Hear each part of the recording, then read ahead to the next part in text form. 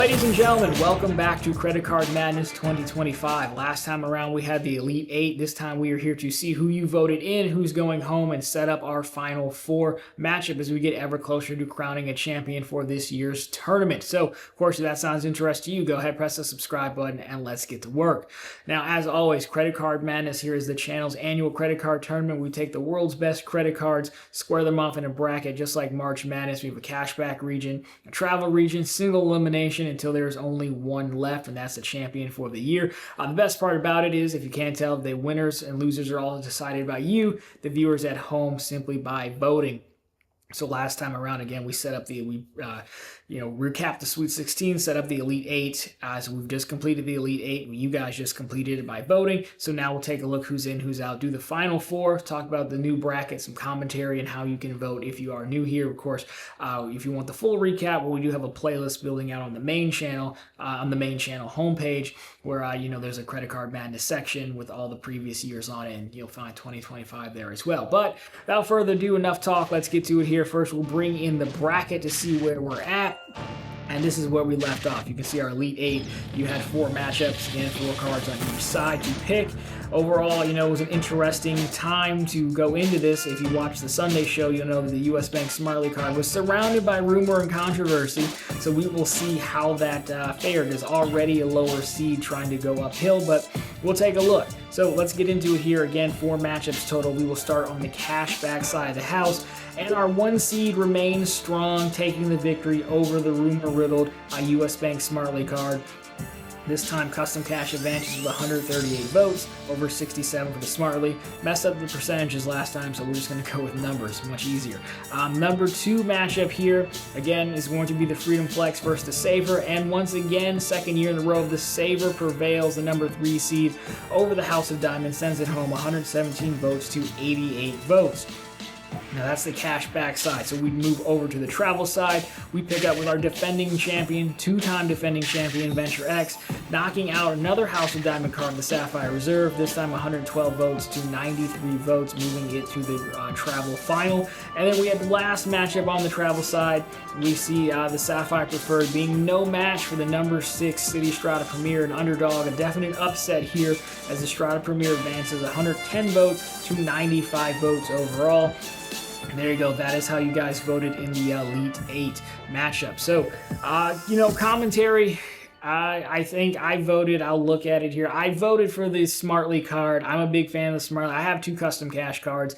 I do think Smartly card's a better card. The problem is it's super subjective because it matters what tier of Smartly you're in. First of all, not everyone is in the 4% tier. If you're in the 2.5 or 3% tier, I can see how you might pick custom cash, especially if you have multiple custom caches, like I have 2.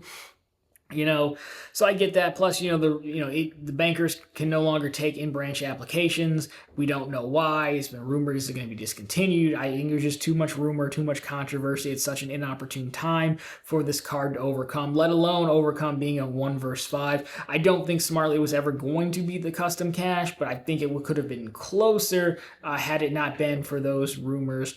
But such is life, as they say. Now, the other cashback side, I did vote for the Freedom Flex. I really don't understand this Capital One Save for Love the last 2 years. It's a good card, don't get me wrong. I recommended it to my mom, who uses it all the time. But I applied for it myself even. They just denied me. But I don't know. I would go Freedom Flex over that card. Given who we are, and then I'd rather have the 5X category. I know it's rotating, but still, I think it's probably the rotating categories. They bring it down. I really think people are sick of the rotating categories because if you can't use it, then it's just simply not helpful. Doesn't help that the new category is Amazon going into the next quarter, and most people just have the Amazon card.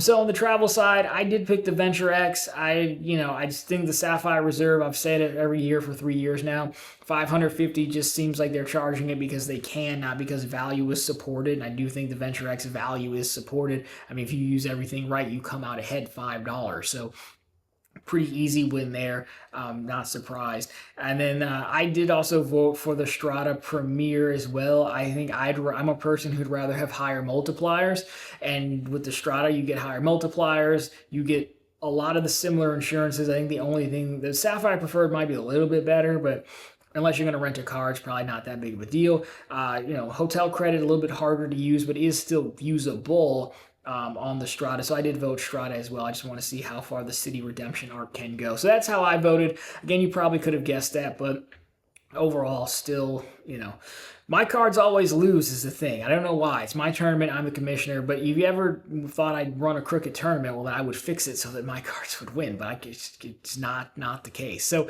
anyhow, there you go. That is the Elite Eight. Now let's set up the Final Four. We'll take a look. We've got 2 matchups, so we'll take a look at them, and we'll take a look at our bracket and talk about how to vote. So starting out with the cash back side, at least, it's my turn. I'm at least going to start with the side I like the most. First matchup, we have the number 1 seed City Custom Cash taking on the number 3 seed Capital One Saver One Rewards card. Another repeat matchup from last year, rematch from last year, I should say. And on the other side of the bracket, on our travel side, we have our 2-time defending champion taking on the City Strata Premier on its first outing. Again, making it very far into the game here, but good run for City on its redemption tour nonetheless. So overall, those are your 2 matchups. So this is what your bracket's going to look like now from the Final Four.